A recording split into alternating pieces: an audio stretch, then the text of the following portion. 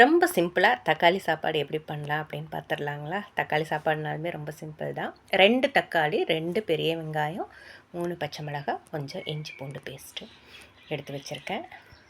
குக்கரில் 2 ஸ்பூன் எண்ணெய். நான் எப்படி பண்ணுவேன் அப்படின்னு பார்த்துடலாம். 2 ஸ்பூன் நெய், கொஞ்சமாக சின்ன ஸ்பூனு தான், பெரிய ஸ்பூன் இல்லைங்க. அதனால தான் 2 ஸ்பூன் நெய். சிம்மில் வச்சுட்டு எண்ணெயும் அந்த நெய்யும் நல்லா காஞ்சதுக்கப்புறம் பெரிய வெங்காயம் 2, 3 பச்சை மிளகாய் அதில் போட்டு சிம்லேயே வச்சு நம்ம வதக்கினோம்னா தீயாமல் இருந்தால் தான் நல்லாயிருக்கும். ரொம்பவும் பச்சையாகவும் இருக்கக்கூடாது, ரொம்பவும் தீஞ்ச மாதிரியாகவும் இருக்கக்கூடாது. கொஞ்சம் ஒரு மாதிரி கண்ணாடி பதம் இருக்கு இல்லைங்களா, அந்த மாதிரி இந்த மாதிரி வந்ததுக்கப்புறமா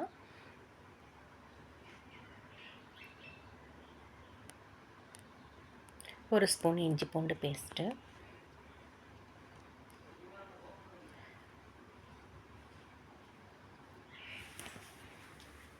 அதை நல்லா பச்சை வாசம் போகிற வரைக்கும் நல்லா பரட்டி விட்டுக்கணும். தக்காளி சாப்பாடுனாலுமே ரொம்ப சிம்பிள் தான்.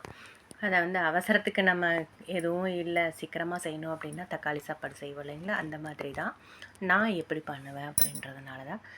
பச்சை மிளகாய் ஒரு 3 போட்டிருக்கிறனால கொஞ்சோண்டு மிளகாத்தூள், தனி மிளகாத்தூள் கொஞ்சமாக, காரத்துக்கு காரமாக வேணுன்றவங்க கொஞ்சம் அதிகமாக போட்டுக்கலாம். நான் கொஞ்சமாக போட்டிருக்கேன். கொஞ்சோண்டு மஞ்சள் தூள்,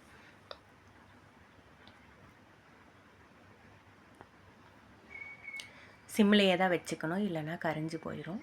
அது நல்லா அந்த எண்ணெயிலேயே நல்லா பொரிய வச்சுட்டு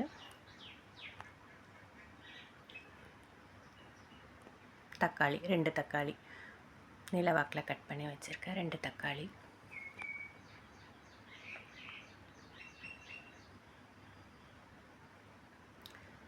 நல்லா கொழன்னு நல்லா குழையிற மாதிரி அந்த சிம்லேயே வச்சு நம்ம கிளறிட்டு வந்தோம்னா அதுலேயே நம்ம உப்பு போட்டுட்டோம் அப்படின்னா நல்லா குழஞ்சி வந்துடும்.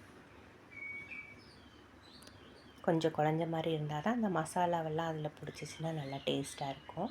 அது நல்லா குழஞ்சி வர மாதிரி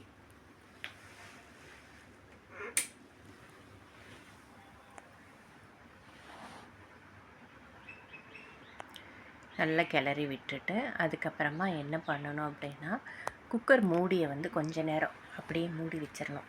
சும்மா அப்படியே திருப்பி போட்டு அப்படி கொஞ்சம் அப்படியே மூடி வச்சிட்டோம் அப்படின்னா அது அப்படியே அந்த தண்ணி எதுவும் ஊற்றாமல் அப்படியே நல்லா குழஞ்சி வந்து இந்த மாதிரி வந்ததுக்கப்புறமா இந்த மாதிரி வந்துடணும். நல்லா ரொம்ப தீஞ்சு போகாமல் நல்லா குழைய வேக வச்சுட்டு தக்காளி அந்த வெங்காயம் அந்த மசாலா எல்லாமே அதில் சேர்ந்து நல்லா குழைய ஒரு திக்காக வந்ததுக்கப்புறமா கொஞ்சோண்டு கறி மசாலாத்தூள் நாம் வீட்டில் அரைச்சி வச்சுருக்கிறது கொஞ்சமாக போடுவேன். அப்போ அந்த டேஸ்ட்டு கொஞ்சம் நல்லாயிருக்கும். அதை போட்டு நல்லா கலந்து விட்டுட்டு தண்ணி 1 டம்ளர் அரிசிக்கு 2.5 டம்ளர் தண்ணி வச்சுருப்பேன் நான். ஏன்னா சாப்பாட்டு அரிசி தான். 2.5 டம்ளர் தண்ணி அதை ஊற்றிட்டு கலந்து விட்டுட்டு அதுக்கப்புறமா உப்பு கரெக்டாக இருக்கா அப்படின்னு பார்த்துக்கோங்க. ஏன்னா நம்ம தக்காளி சாப்பாடெல்லாம் செய்யும் போது உப்பு பற்றாமல் போயிடுச்சுன்னா ஃபஸ்ட்டே போட்டோம்னா தான் கரெக்டாக இருக்கும். அதுக்கப்புறமா அரிசி அதில் போட்டு அரிசி ஒரு அரை மணி நேரம் ஊற வச்சு வச்சுருக்கேன், வடித்து வச்சுருக்கேன். அந்த அரிசி அதில் போட்டுட்டு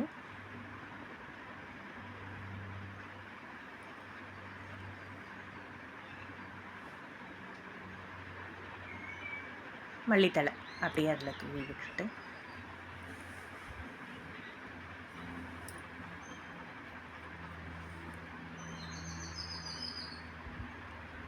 குக்கரில் செய்கிறதுனால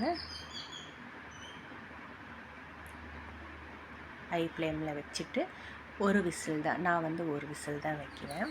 கரெக்டாக வந்துடும். அந்த ஒரு விசில் வச்சோம்னாலுமே கரெக்டாக வந்துடும். பண்ணி பார்க்கலாங்களா? பாருங்கள், சூப்பராக வந்திருக்குல்ல, எல்லாமே அழகாக வந்திருக்கு தக்காளி சாப்பாடு. இது கூட வந்து உருளைக்கிழங்கு வச்சுக்கலாம், முட்டை வேக வச்சுக்கலாம். நான் வந்து இன்றைக்கி முட்டை தான் வேக வச்சு வைக்க போகிறேன். சூப்பரான தக்காளி சாப்பாடு எப்படி இருக்குன்னு செஞ்சு பார்த்துட்டு கமெண்ட் பண்ணுங்கள். நான் போடுற சமையல் வீடியோவெல்லாம் உங்களுக்கு பிடிச்சிருக்குதா அப்படின்றத கமெண்ட் பண்ணுங்கள். சூப்பரான தக்காளி சாப்பாடு. Okay friends.